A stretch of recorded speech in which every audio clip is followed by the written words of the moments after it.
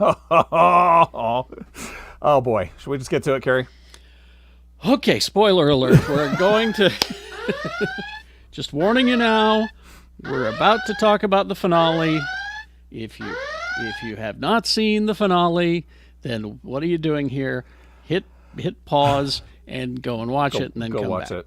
Go watch it. And for those of you who are in our chat, we noticed that some of you have been there for 45 minutes already. And so we thank you.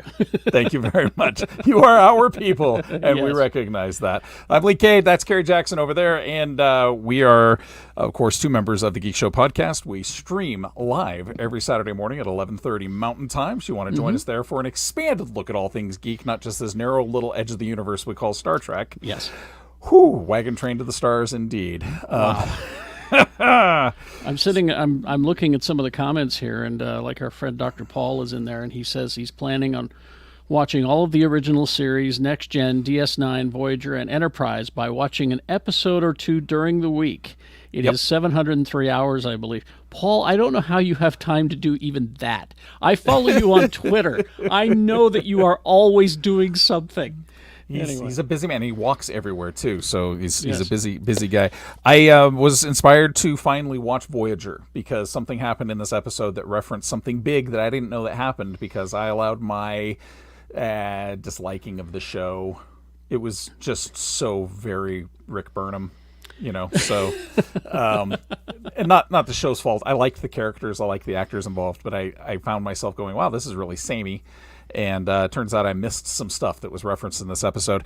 Carrie and I had the opportunity to watch this twice. We watched it on Thursday so we wouldn't get spoilers. And then through the magic of really nice people, including Yes. our own dear Rebecca Frost, we were able to watch it up at Cosm and had our minds blown by watching this on the big screen. I was going to say, now, for folks who aren't familiar with Cosm, we should explain it. Now, as soon as I walked in, I said, this reminds me of the Back to the Future ride at Universal Studios or Soarin' over California, to which I was told immediately, yeah, we built those.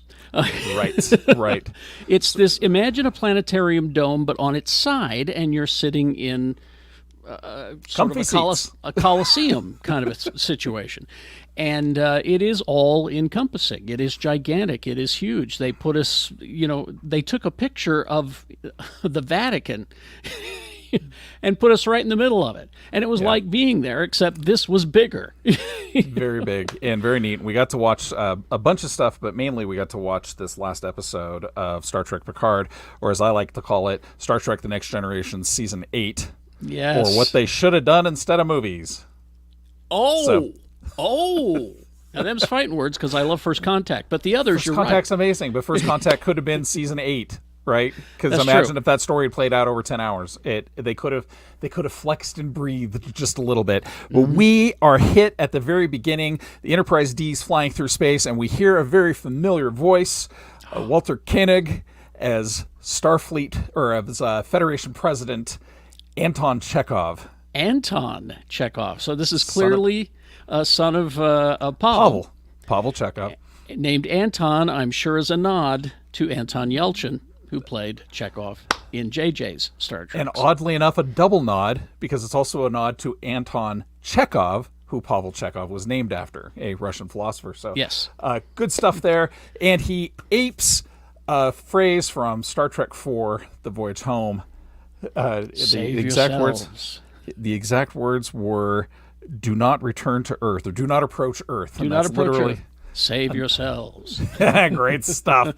So, oh boy, we see the Titan facing off against the entire amassed fleet, which has been Borgified, and they do some great stuff. Should we start with the Titan crew? Or do you want to start with somebody else? Because the Titan crew we can summarize real quickly. Let's do that then. Yeah.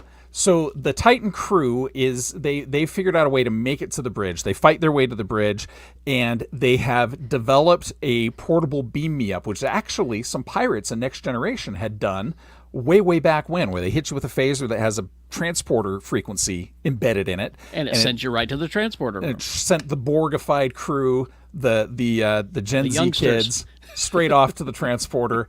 And they realize that they can sever the frequency to the Borg Collective by activating the cloaking device.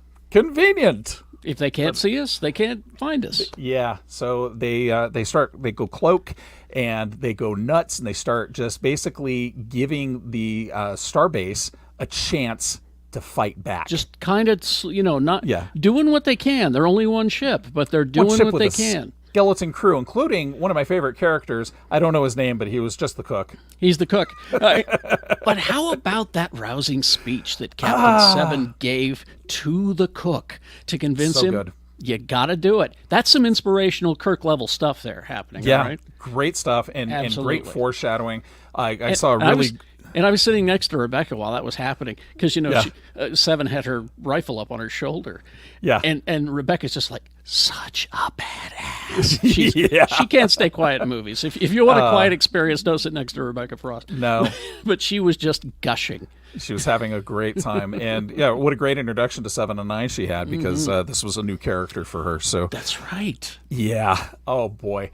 So they recognize at one point that a Starfleet registry has just popped up outside the Great Eye of Jupiter, and this is where we jump to the Enterprise D, which has found a Borg transmitter because they hid a transwarp corridor in the Great Red Eye of Jupiter. In the gases of Jupiter, and there's a sort of a mostly, maybe half, mostly completed Borg cube there in the gaseous clouds of Jupiter. Yep. Man. Really neat. And just for scale, and we got to see this on like an IMAX-sized screen. Boy, they pan out, and the Enterprise D is about the size of the tip of one of the transmitters, and there were about 4,000 transmitters on there. So, boy. It was just fabulous. Even on my TV here, it was still fabulous to see. Oh, yeah. Yeah. And boy, tip of the hat to the effects crew. Boy, amen. Television show looks fantastic on a regular movie screen, and seriously, that is, you guys, trust us. They could run this thing. And they did. They ran the final 2 episodes in theaters, and it's movie quality. It's First Contact quality.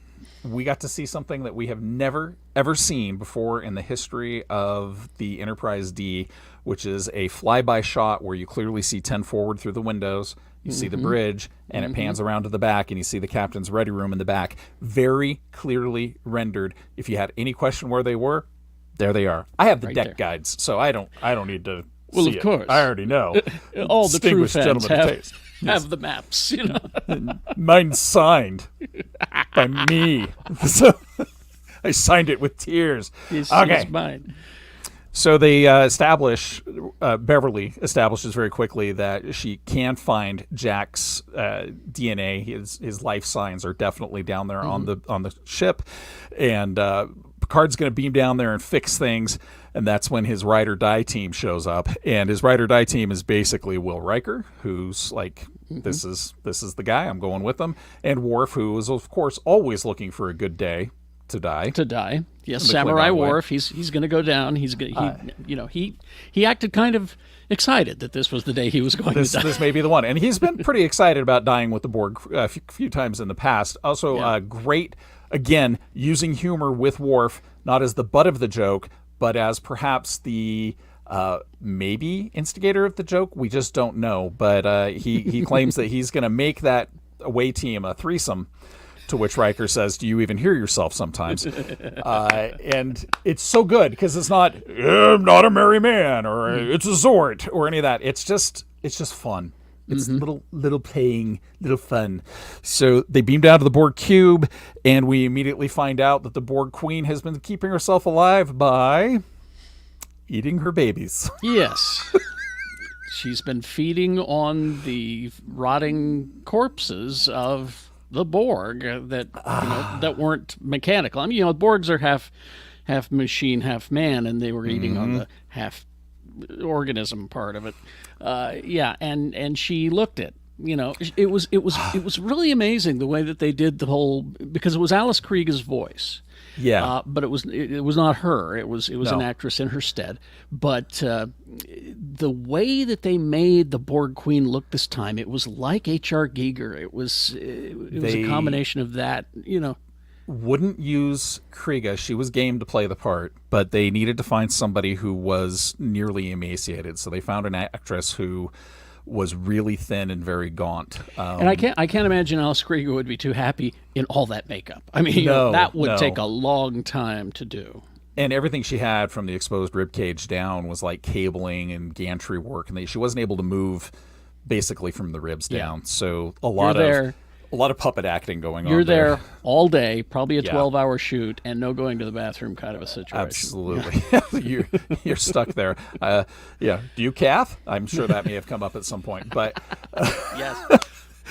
We find out that 20 years on the run and running emergency medical supplies to the fringe space of the Federation has made Beverly Crusher very good at firing and blowing stuff up, because it's been an interesting 20 years. Yeah, a very interesting 20 years. Beverly's a crack shot with the phaser. Now, we know from episodes of Next Gen that anybody who's on the command crew actually takes a rotation on the bridge, commanding the bridge. We saw that several times of Beverly's shift on Next Gen.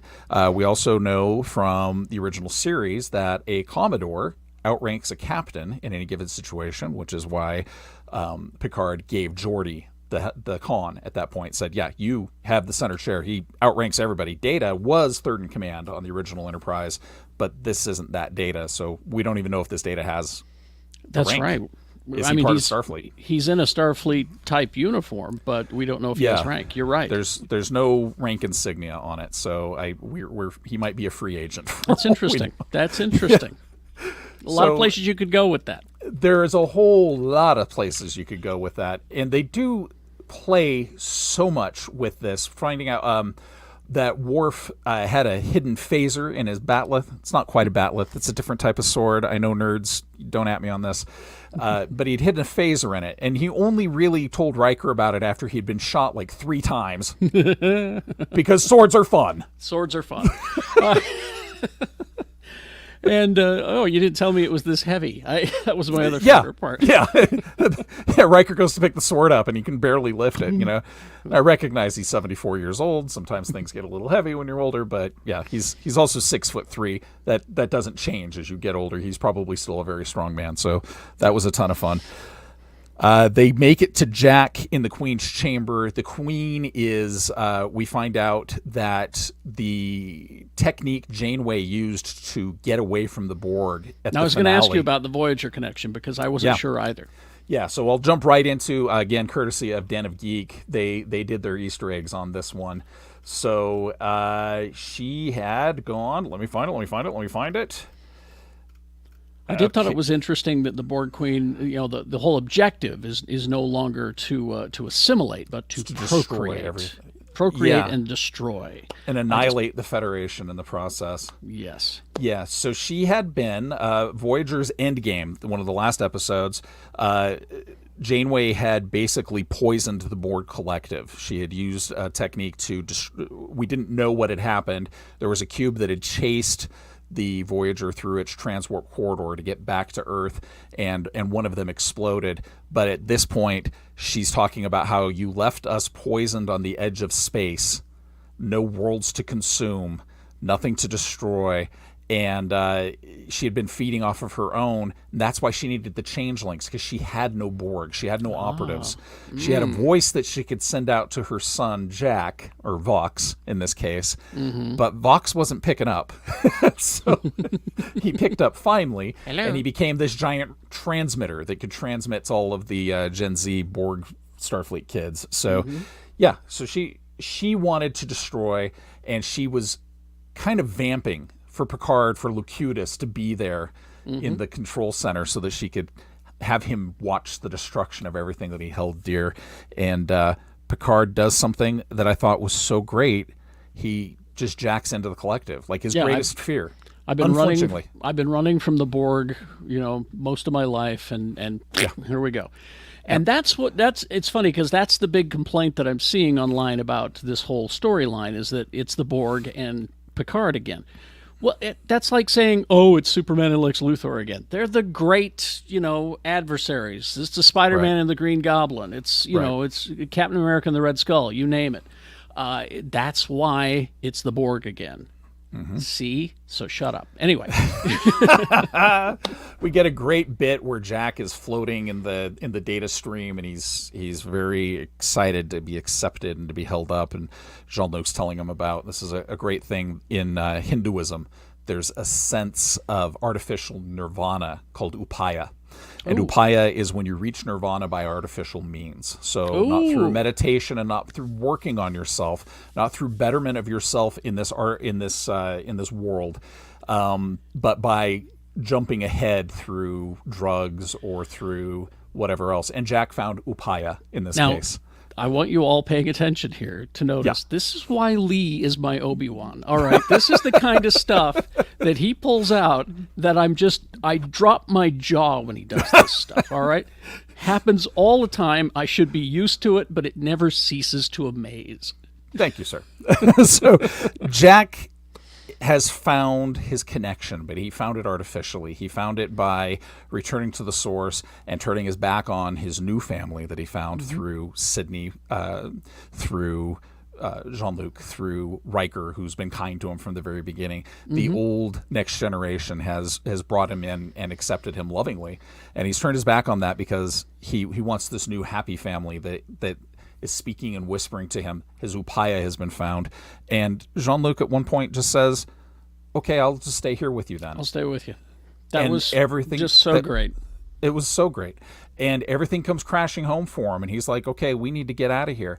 And this thing that took until my third viewing of the episode to realize the genius of it, the Enterprise D cannot beam them up because there's too much interference. They have their Lando in the core of the Death Star 2 moment where they blow up the thing.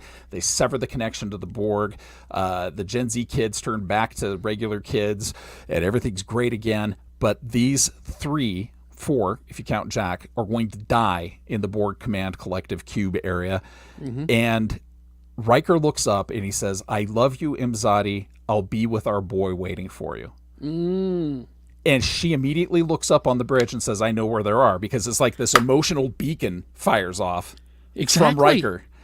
Yeah. It's so like emotion saves the day. It was like almost he was sending a message. I mean, and message received. And that I know where they are. And she went right to the controls and then she does this badass kind of turn, She did a Fast and the Furious drift turn above the Enterprise D drift kind of thing, and they beam them out, and it's such a spectacular shot of the cube exploding, and the Enterprise, you could see it's coming out of the explosion, and the shields are protecting it from the explosion, but it kind of trails, the fire kind of trails along with the ship. Just more of my space porn, my spaceship porn that I love so much.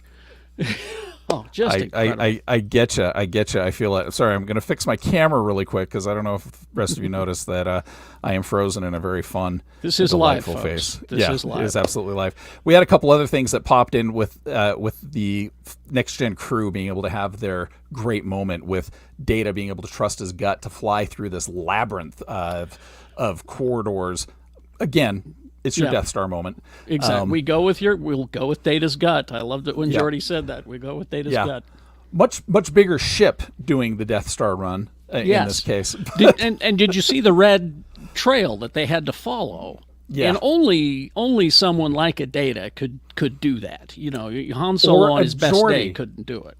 Because there's a moment where Geordi says, Data, are you seeing this? And again, second viewing, his eyes. His eyes are special, so maybe only Data and Geordi can see that, because he doesn't say, Beverly, are you seeing this? Troy, are you seeing this? Data, are you seeing this? And it's just great. But Geordi's a good captain. But then Geordi also says, even my daughter couldn't do this. Yeah. And that's a statement about how good his daughter is at piloting. Old Crash LaForge. Yeah. And then Paul White, again, reminds us, why am I sensing enjoyment? Because Data is grinning like the cat that got the canary while he's piloting through that thing. I've seen so many fan videos of people putting music, different songs, pop songs, behind him doing this. And I think that the worst/best one was Two Princes from Spin Doctors. I hate that song so much. Oh my God. Sorry, 1992. You can have that back. Yep, so anyway, okay. So then the enemy vanquished, Starfleet is saved, even though the big space station was destroyed. We do get our closing, our happy moments. Our Peter Jackson ending. Our Peter Jackson ending, yes. Because there's 15 of them. There are. Everything's fine. The Captain A-hole with his recommendation to make 7 of 9, and stay in Tuvok and Starfleet. his Tuvok being a Vulcan joker in only the way that a Vulcan can joke. So, but there's a great deal of humor and fun in him telling Seven that she can't resign. It's denied. Resignation denied. Even Shaw, before all of this even happened, had already recommended her for captaincy. So she finds out she's going to be captain, and that's fantastic. And they flash to Beverly's made head of Starfleet Medical. She's now an admiral, and she has figured out a way to get all of the Borg goo out of the kids, and she's also figured out a way to make the transporters detect changelings. So which we we can see find them now. they're still trying. They're still trying to, like, I'm just Starfleet guy. Oh, my gooey face. Oh, so sad now. Wow. And then it flashes forward 1 year later. And the parents are taking the kid to work. Or his first day at school. his first day at the new job. Hi, Mom, Dad, why don't you hop me in a runabout and take me off to work? Yeah. So Jack has been fast-tracked through Starfleet Academy. He's got a shiny little ensign pip, and he's very, very nervous about his assignment, to which Picard is like, it's just a ship. I remember. I paced a lot, too. Oh, it's the Titan. Oh, no, it's the Enterprise G. We didn't tell you this, did we, Jean-Luc? Because you don't like fanfare. Yeah. Now, I got to take a small amount of credit. I kind of saw that coming because... I should have seen it coming. Again, it's my spaceship porn sense was tingling. This ship is so beautiful, this Titan. It's what they call in the industry a hero ship. When you make ships for a show, the best one is the hero ship. Because I saw the Enterprise G and I went, no. Oh, the F? I mean the F. Yeah. Sorry. I saw the Enterprise F and I wasn't really thrilled. It was designed for a video game, and it's nice that they gave them that tip of the hat. But yeah, that was nice. But it just didn't grab me. No. And so I said, my only hope is that they take the Titan and rechristen it the Enterprise. And sure enough, yay. Yep. They play with us a bit because Jack gets on board the Enterprise, and we find out that Rafi is now Seven's number 1. Sydney has gotten her lieutenant pip, so she's no longer just an ensign, and they're getting ready to hear what Seven's big "I would like the ship to go now" saying is, and they very coyly cut to the ship just jumping off. Please, just green light the damn show. Everyone says, what do you think Seven's command is? And I'm like, Avengers Assemble, because we've seen that. I imagine it'll be something from Boston Public. If you don't remember, she was on Boston Public, and she was fantastic, people. She's not just a wooden actress. She's amazing. And she's 55, so damn you and your genetics, Jerry Ryan. Because she's gotten so good over the years. When she first bounced on the scene, it was she was playing a Borg, so it worked. Yeah. But now she's right there. She's right where she needs to be. I think playing in the David E. Kelly sandbox for a while kind of helps. So you swim with the sharks there, I'll tell you right now. Exactly. So then we cut to the crew, the old crew. They're hanging out at 10 Forward. Supposedly, we got to see. I forgot to say we forgot to see Geordi and Picard and Riker turn off the lights on the Enterprise D one last time. Nice. Yeah. It was nice. It was nice to give Majel Barrett her send-off, too. It was also nice to hear the theme that was played the last time the Enterprise D was shown in Generations played gently there. They did a lot.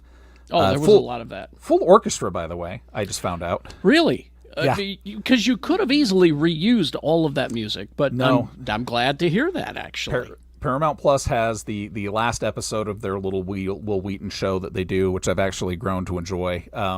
Metalis was on with Jerry Ryan talking about what they did and kind of hinting at what they'd like to do.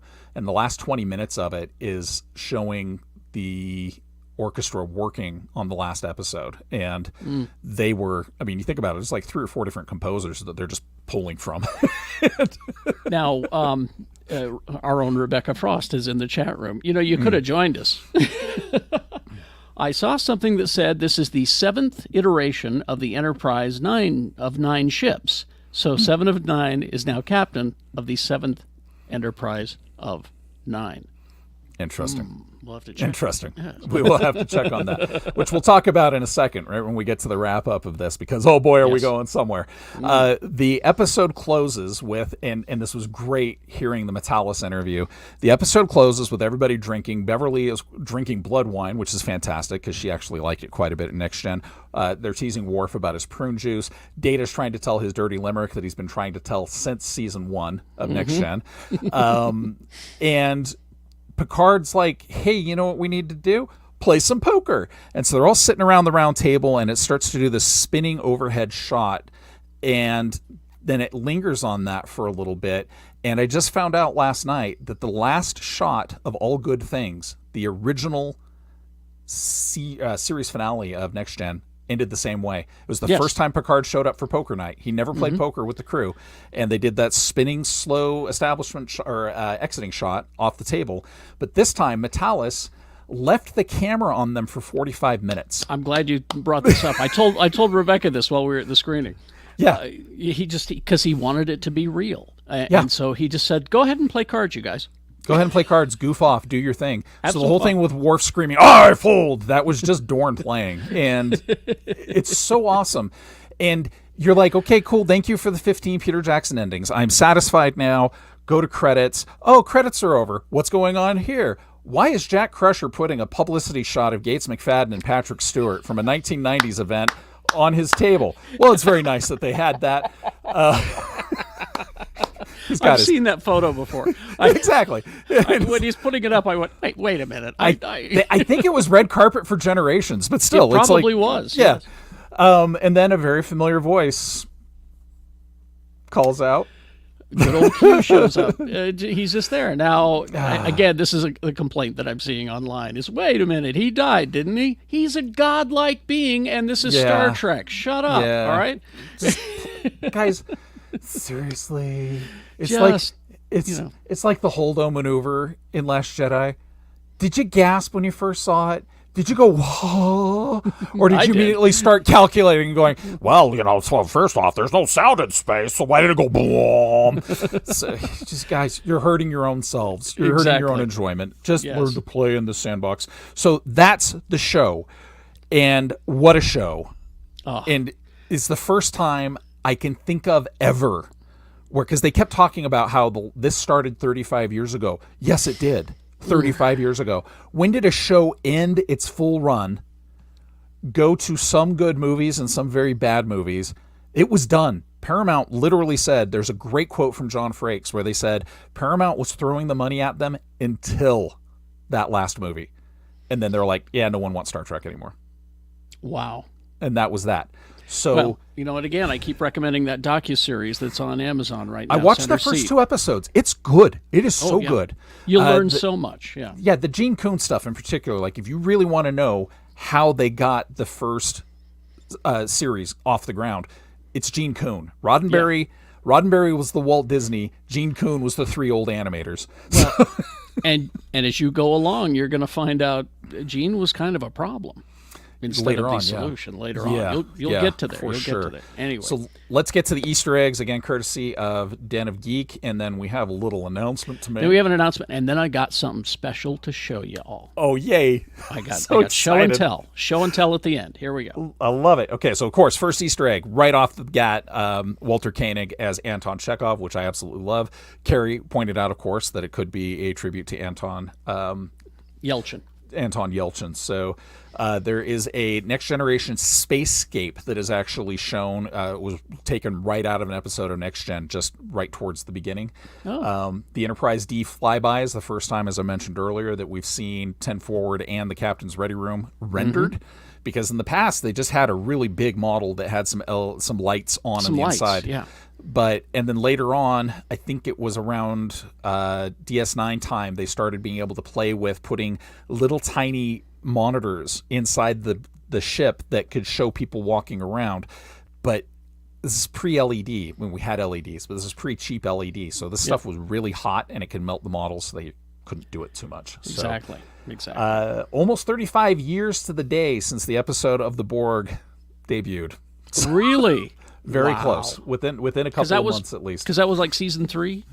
Yeah, The Borg showed season one's when they debuted, because Q said, "Oh, you haven't seen anything yet. Go over here." And I don't remember that. Just see, I gotta go rewatch now. First season, that's the one that Borg first. Of course, they were wearing like divers' wetsuits and little aquarium hoses into their nosies. Into their nose. Yeah. The portable beaming with phasers was first seen in the TNG episode Gambit, where a group of pirates were using that to requisition a ship. Of course, Geordi taking command, he had rank. He's literally outranks everybody but Picard. And Picard is a retired admiral, so technically he even outranks Picard. So, which is interesting to think. Worf's a captain, Riker's a captain, Geordi, Commodore. So, Unimatrix array. At one point, Picard refers to a Unimatrix array. This comes from Voyager. The episode is Scorpion Part 2, where 7 of 9 is introduced by the designation 7 of 9, Tertiary Adjunct of Unimatrix 01. That is her full name. Wow. Oh, man, they did their homework. Yeah, at a later episode. Well, Terry Matalos was a staff writer on Voyager, so it makes sense. There you go. But the Voyager episode, Unimatrix 0, established a secret part of the collective where the Borg tried to hide their minds from the Queen, but that didn't work out so well for them. So Enterprise D pops up on the Titan sensors. 7 says they're engaging the Borg. Picard's line from Best of Both Worlds Part 1, "We have engaged the Borg." Again, homework has been done. Yes. There is no collective left, basically, is what the Borg Queen says, and that's where we find out that Janeway's gambit actually paid off. We never saw the payoff. We just saw Voyager get home. So, but yes, Admiral Janeway is the one that destroyed the Borg collective, left them starving on the edge of space. And again, for those of you who are, because the Borg Queen showed up in season 2 of Picard, remember, timey-wimey, all right? Timey-wimey, different queen. Yeah. So, yeah, there's some Prime stuff that goes on there. The Queen rejects Picard again. She rejected him in First Contact as well. She clearly loves taunting him. Her former spokesperson for the Borg, she likes to tell him that he gets to watch his future's end. This is the second time she's brought it up. Geordi's gut, which could be a reference to the voyage home, where Kirk literally gives Spock thruster control, even though Spock is making up the calculations for their solar flyby for the time effect. He's just making it up as they go, but trust me. I'm going to have to make a guess. Yep. Says, well, then get on with it. And McCoy says, what he's saying is that your guess is better than most people's facts. Right. It was a great little moment between Spock and McCoy there. And one of the few times that McCoy's like, yeah, I respect the hell out of you. I just like taking the piss out of you while I'm at it. So, yeah. Geordi's eyesight, we've referenced that already, that his new bionic eyes are better than the visor even. So, good day to die. We already talked about that. Deanna has taken the helm 2 times prior. She was piloting the Enterprise on an episode called Thine Own Self, and she piloted the Enterprise D saucer section in Generations, and is the only reason why they all survived. That's right. They separated. Somebody got knocked out. That's right. Titan and Enterprise side by side. The positioning of the ships was identical to the Excelsior and Enterprise A flying next to each other at the end of Undiscovered Country. Yes. A transference of one. The last one where they had the signatures on the credits at the end. Yeah. So good. Crusher has also led Starfleet Medical before. That was the send-off line when Beverly Crusher was written out of Next Gen in Season 2 because of sexism. There's really no other reason. So again, go watch that docuseries on Amazon, Center Seat. It's all there. The showrunner for Season 1 really, really liked to do some sexy stuff, and when she started complaining about it, she mysteriously disappeared, to which she says, hey, I choreographed Labyrinth. I don't need you clowns. So Tuvok listing the crimes of Seven and the crew, very much following the cadence set up in The Voyage Home with the Starfleet Tribunal, basically telling them all the reasons why Kirk has to be a captain again instead of admiral. Jerry Goldsmith's theme from Voyager does play as Tuvok is telling Seven that her resignation has been denied.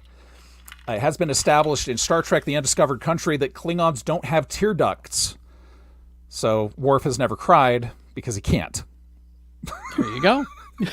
The great bit with him and Rafi. So I hope they find a way to keep a little levity for Rafi's character, because I think she definitely needs that. So. She does, because that character comes from such a dark place. Yeah, exactly. She needs a win.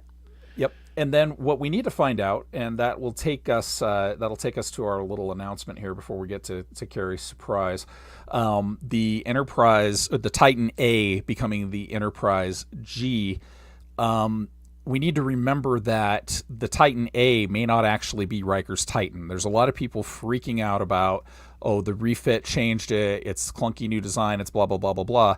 The Enterprise A was not the Constitution Enterprise Classic.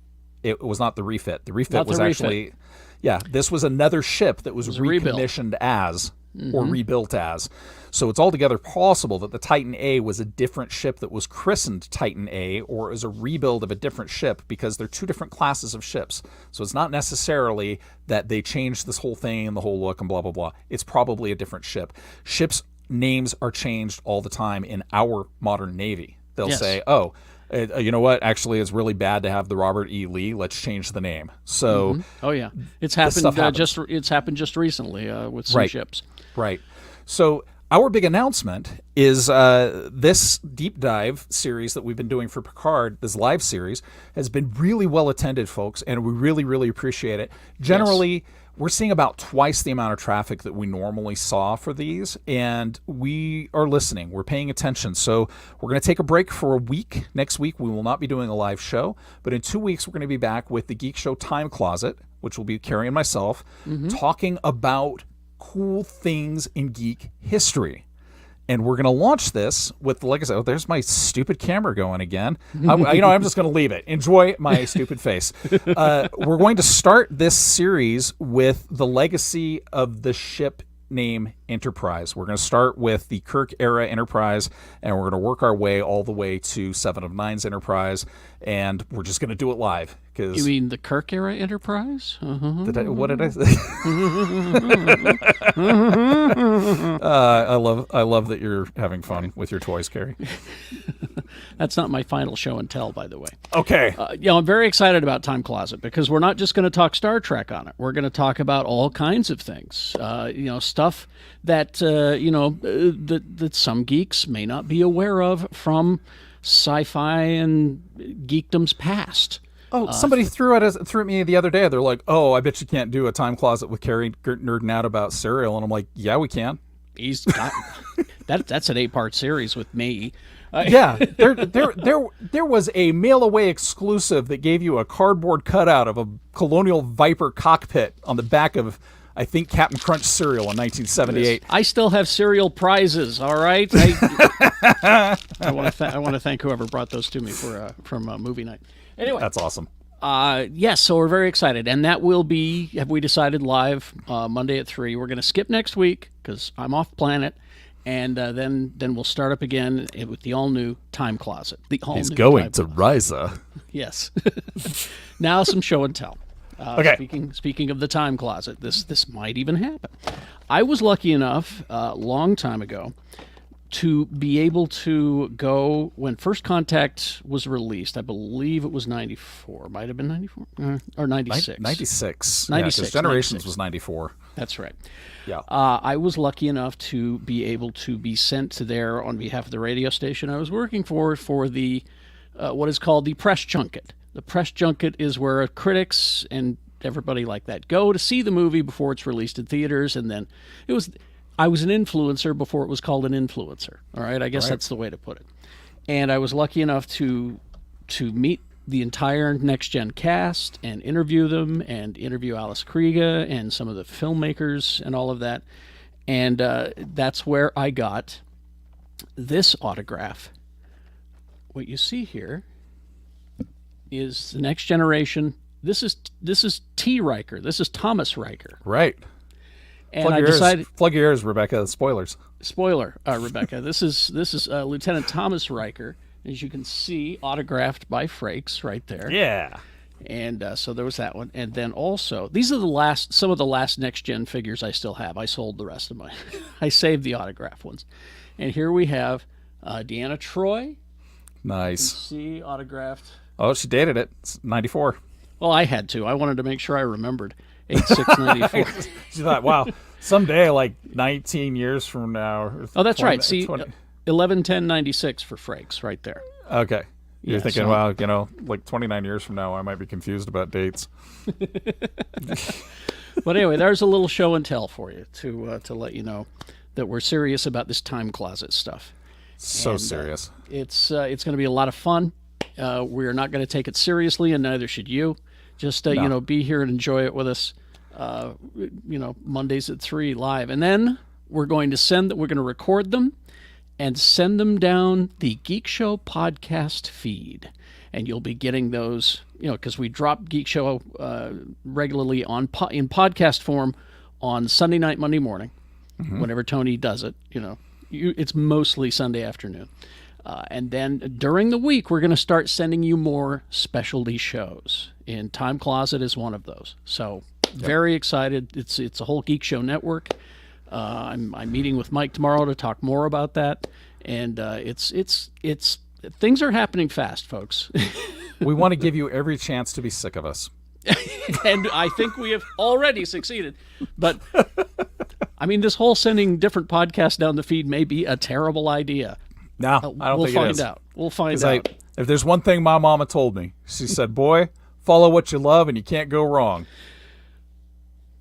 I'm pretending to be frozen again. Didn't work. Oh, okay. Appreciate you folks liking and subscribing if you're listening to us live. In the future, we're going to have to be cognizant of the fact that this won't all be on YouTube, that there will be other ways to listen, but make sure to follow us for more information and more shows, because we're not the only ones, the two of us are not the only ones with some fun programming coming your way. Oh, Rebecca's got some stuff. Tony's got some stuff. Yep. Oh, it's going to be awesome. Yep. Thanks again, everybody. We appreciate you sticking around with us while we just blather incoherently about Picard. We'll be back to blather again in 2 weeks. See ya. Take care.